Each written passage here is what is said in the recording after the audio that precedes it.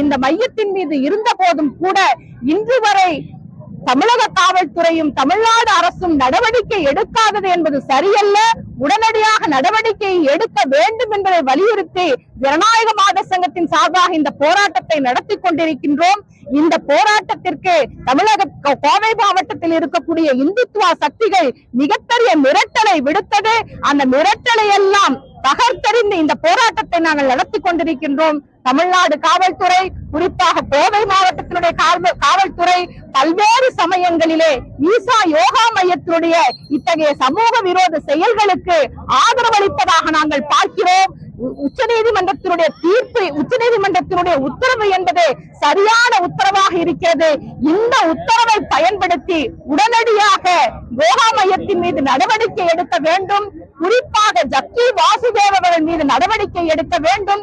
ஏற்கனவே கோவை மாவட்ட